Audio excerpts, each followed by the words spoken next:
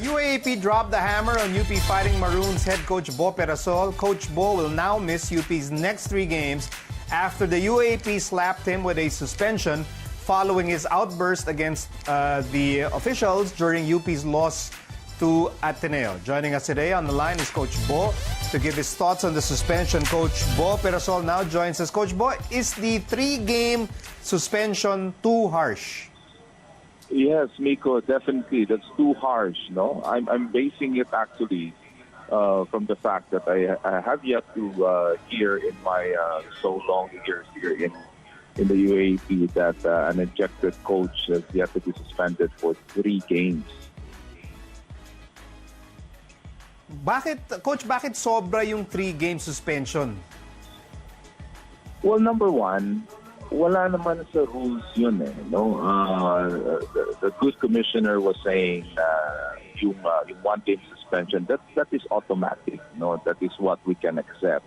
But the other 2, it roots up from the fact na may sinasabi niya yung continuous flagrant action, no? But then again, that's discretionary on his part, and doon sa motion for reconsideration namin, we pointed out na yung continuous na flagrant action na yan, may mga corresponding punishments yan, no? Yung mga written warning, 1-game suspension, parang magkaiba yun, no?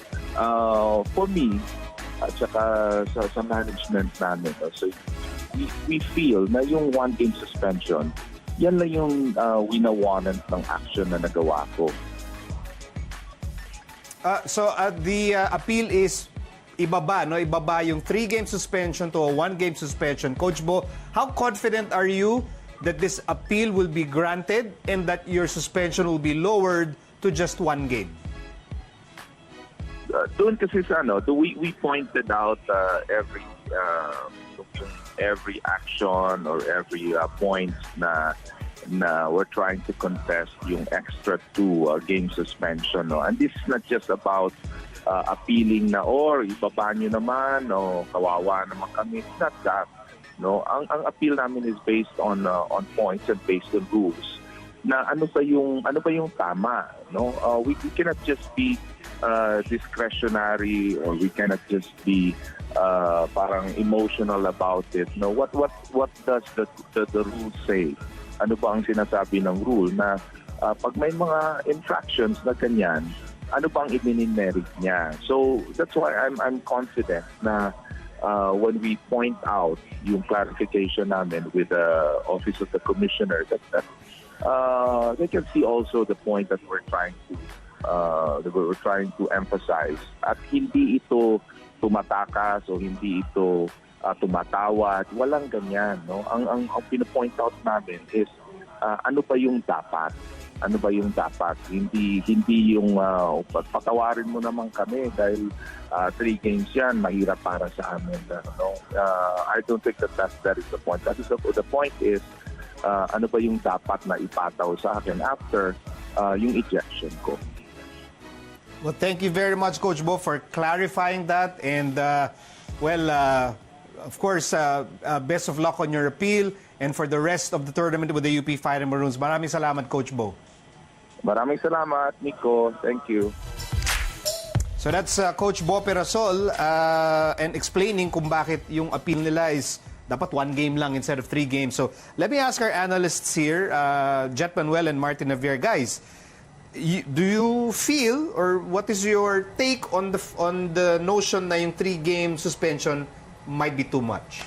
Well, I think for me, it's a little bit too much. I think 3 games is a huge chunk of the second round, and at the point where the Fighting Maroons are right now, that's a huge blow to them without their head coach there. But looking at it technically and reviewing what I saw and how I saw it, I think the way Coach Bo handled it, yes, he is deserving of a suspension, but the 3 games is really I think the UAP is just sending a message, but bottom line is I think it's just really too much for what I saw he did. It is therefore a very, very strong message kung sakali. Yes. Martin? For me also, it's a little bit too harsh, pero at least they showed basis on why they did it. Initially, automatic one-game suspension, as Coach Bo mentioned earlier. Automatic yun. Pag na-disqualify ka, meron agad yun. May pataw agad na one-game suspension. And after reviewing it, this team kasi they reviewed the games thoroughly and they assessed the situation talaga very well. They're very objective about it.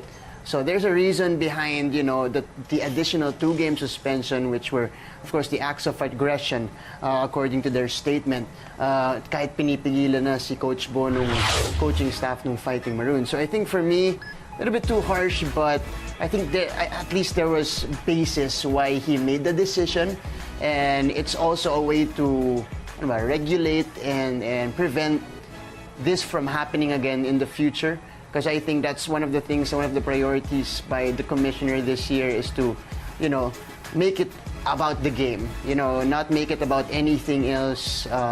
Control the situation as much as possible. Pero yun yung interesting kasi, ang kino-contest ng UP management and Coach Bo is yung basis mismo is yun yung gusto nilang tignan na, and reading this quote from Attorney Patricia Galang of Nowhere to Go But Up.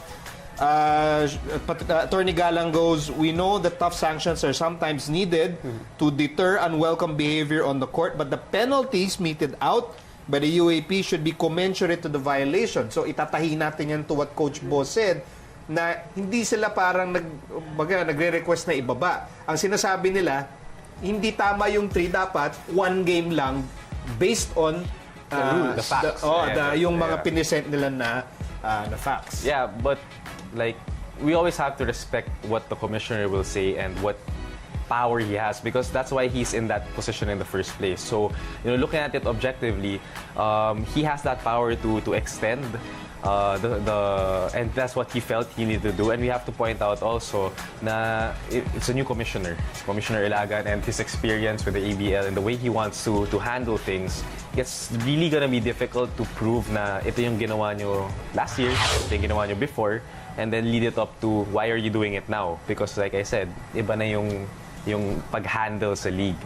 Different perspectives, different experience behind Commissioner Jensen Ilagan. So I think, feeling ko, doon din siya nag-base. Ibang klase rin yung nila siguro, process of actually determining these types of calls. So aside from this one, meron tayong official na nandun sa violation.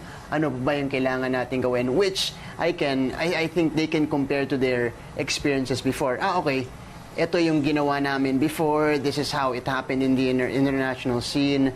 So we're gonna apply it here, and if it's applicable, then we'll stay solid about it. Okay, this is going to be an interesting situation and an interesting case, and therefore tututukan natin yan. We're not yet done talking about very interesting topics, gentlemen, because when we return, a lawmaker wants foreign athletes out of the country's collegiate leagues. We'll talk about the pros and cons of this now controversial proposal when the Score returns.